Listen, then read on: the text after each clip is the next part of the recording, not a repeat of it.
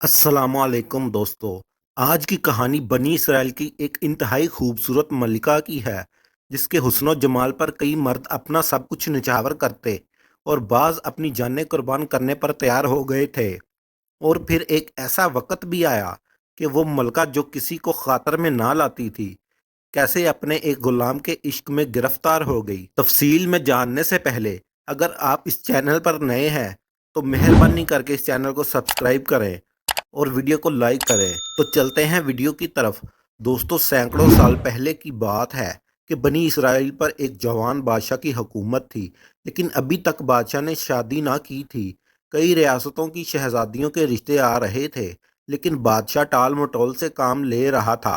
एक दिन वजीर ने बादशाह से कहा कि बादशाह सलामत, मैं गुज़िश्ता 40 साल से महल में मौजूद हूँ। पहले आपके मरहूम वालिद की खिदमत में रहा और अब आपके साथ हूँ। आपके वालिद मोहतरम ने अपनी मौत से पहले मुझे ये कहा था कि जितनी जल्दी हो सके वली अहद की शादी कर दी जाए, ताकि मेरी नस्ल आगे बढ़ सके। लिहाजा आप शादी करने का फैसला करें। बादशाह ने कहा, जिन शहजादियों के रिश्ते आए उनमें से कोई मुझे पसंद नहीं आई। मैं चाहता हूँ कि मेरी बीवी खूबसूरत होने के साथ साथ खूबसीरत भी हो। अगर तुम्हें ऐसी लड़की मिल जाए तो मुझे बता देना, मैं शादी कर लूँगा। इस दिन के बाद वजीर लड़की की तलाश में निकल पड़ा और फिर वजीर बादशाह के लिए ऐसी लड़की तलाश करने में कामयाब हो गया जो किसी भी लिहाज से बादशाह के मेयार पर पूरा उतरती थी। वो लड़की इतनी खूबसूरत और हसीनो जमील थी कि बादशाह ने उसे देखा तो पहली ही नज़र में उस पर फिदा हो गया। खैर, शादी की तकरीबात का आगाज हुआ, जो कई दिन तक जारी रही, जिसमें करीबी रियासतों के बादशाहों ने शिरकत की। और फिर बादशाह ने अपनी नई नवेली दुल्हन को धूमधाम से ब्याह कर महल ले आया। शादी के बाद बादशाह अपनी बीवी के साथ बहुत खुश था। नई मलका को देखने के लिए औरतों का तामा बंधा हुआ था। जो भी मलका के परी पैकर चेहरे को देखता, वो बार बार देखता तो बस देखता ही रह जाता। दर्जनों कनीजे और नौकर चाकर मलका की खिदमत के लिए उसके आगे पीछे लगे रहते। इन गुलामों और कनीजों में एक कैसर नामी गुलाम भी था, जो मलका के कमरे की सफाई पर मामूर था। जब उस गुलाम ने मलका को पहली बार देखा तो उसके हुस्न पर फिदा हो गया और वो हर रोज़ मलका के कमरे की सफाई करता। और मलका को देखने के बाद वो और भी दिल जमाई के साथ मलका की खिदमत में लगा रहता। वक्त गुजरता गया और मलका भी उस पर भरोसा करने लगी। महल में क्या हो रहा है, बादशाह सलामत दिन भर क्या करते हैं, महल में कौन कौन रहता है, वजीरों और मुशीरों की क्या सरगर्मियां हैं, मतलब महल की और महल में रहने वालों की एक एक खबर इसी गुलाम के जरिए मलका तक पहुंचती थी। गुलाम की ज्यादातर कोशिश यही होती थी कि वह अपना ज्यादा से ज्यादा वक्त मलका की खिदमत में गुजारे और मलका भी अपने तमाम अहम काम इसी गुलाम से करवाती थी। वो नाम कराम या सदका खैरात की मद में इसकी मदद भी करती रहती थी। वक्त गुजरता गया और गुलाम को मलका से मोहब्बत हो गई। जिस दिन इस महल से बाहर जाना होता, वो दिन उसके लिए क़यामत से कम ना होता था। जब भी वो अपने घर जाता, अपनी बीवी से मलका के बारे में ही बातें करता। फिर एक दिन गुलाम ने अपनी बीवी से इजहार कर डाला कि मुझे उस मलका से मोहब्बत हो गई है। मेरा अब मलका के बगैर दिल नहीं लगता। हर वक्त मलका का ही ख्याल रहता है। बीवी उससे कहती है कि दीवारों के भी कान होते हैं। अगर किसी ने सुन लिया तो कयामत बर्पा हो जाएगी, और अगर किसी ने बादशाह को इस हवाले से बता दिया तो वो तुम्हारे साथ मुझे भी कत्ल करवा देगा। क्यों अपने और अपने घर के दुश्मन बने हुए हो? खुद को देखो और मलका को देखो, तुम कहाँ और वो कहाँ। बीवी से जली बनी सुनने के बाद वो महल वापस आ जाता। महल में अब वो चुपचाप रहने लगा। उसके इस रवैये में तब्दीली को मलका ने बहुत मायूस किया और गुलाम को कहा कि क्या बात है, कोई मसला है, कोई घरेलू परेशानी है, या फिर रुपए पैसे की ज़रूरत है? मैं काफ़ी दिनों से देख रही हूँ कि तुम चुपचाप और परेशान रहते हो। मुझे बताओ, मैं तुम्हारी परेशानी हल करूँगी। आज मलका पहले से भी ज़्यादा खूबसूरत लग रही थी। वो आईने के सामने बैठी बनाव संगार करने के साथ साथ गुलाम से बातें भी कर रही थी। एक पल के लिए गुलाम के दिल में आया कि मैं मलका को अपनी बाहों में ले लूं और अपने दिल का हाल बयान कर दूं।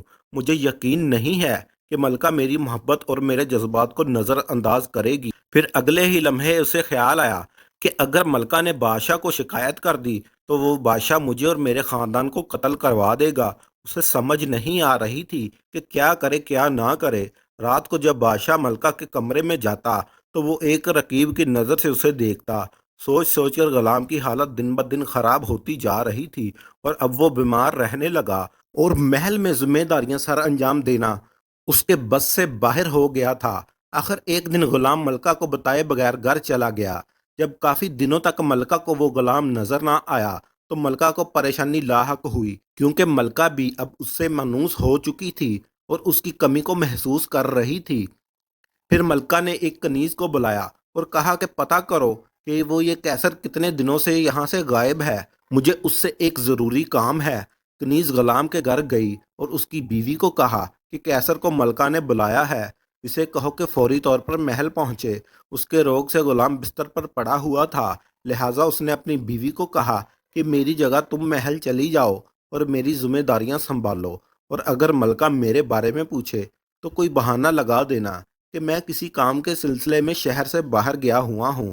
اگلی صبح غلام کی بیوی محل پہنچی اور ملکہ کی خدمت میں حاضر ہوئی۔ ملکہ نے غلام کے بارے میں پوچھا کہ وہ کہاں ہے اور کیوں نہیں آیا۔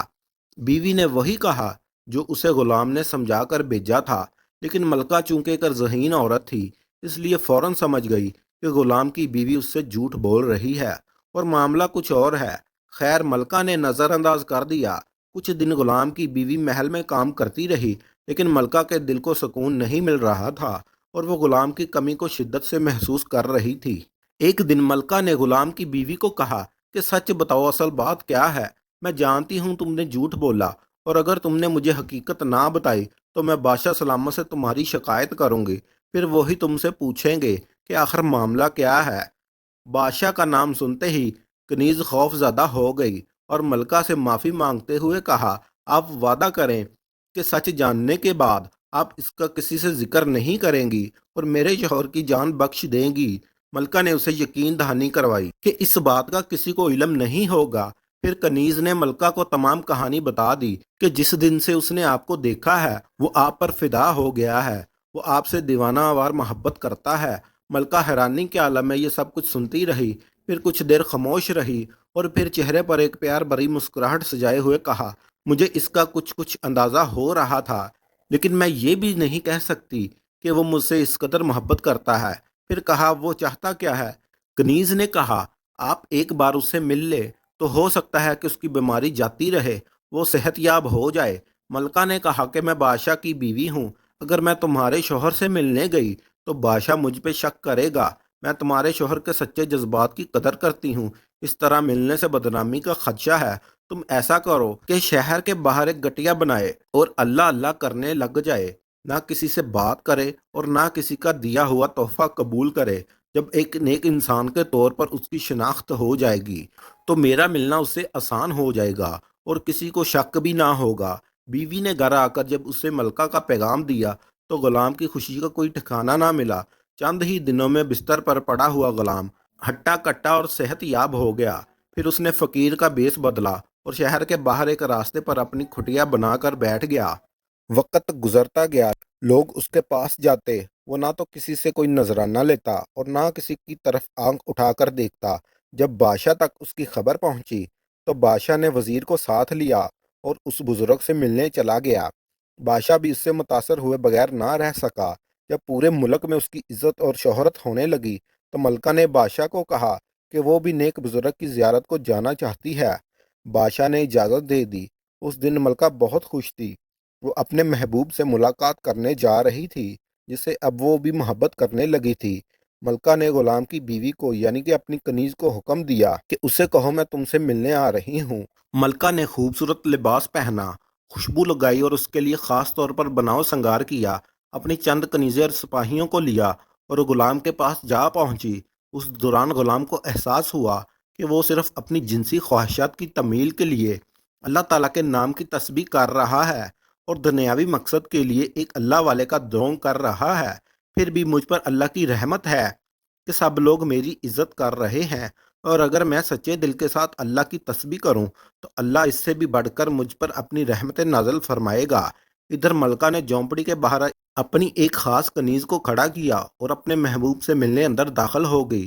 وہ غلام کے سامنے بیٹھ گئی اور خود کو غلام کے لیے آمادہ کر لیا، یعنی اسے دعوت گناہ دی۔ لیکن غلام کے دل میں اللہ کا ایسا خوف آیا کہ اس نے ملکہ کی طرف آنکھ اٹھا کر بھی نہ دیکھا اور توبہ استغفار کا ورد کرنے لگا۔ پھر کہا کہ یہاں سے چلی جاؤ، اللہ نے مجھے ہدایت کا رستہ دکھا دیا ہے۔ اور اس کے بعد ملکہ روتی ہوئی وہاں سے اٹھی اور محل واپس چلی گئی۔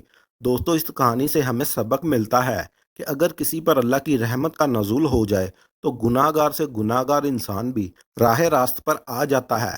اللہ تعالی ہمیں بھی توبہ استغفار کرنے کی توفیق عطا فرمائے۔ امید کرتا ہوں آج کی ویڈیو آپ کو پسند آئی ہوگی۔ اگر ویڈیو پسند آئی ہو تو اسے لائک اور شیئر ضرور کریں۔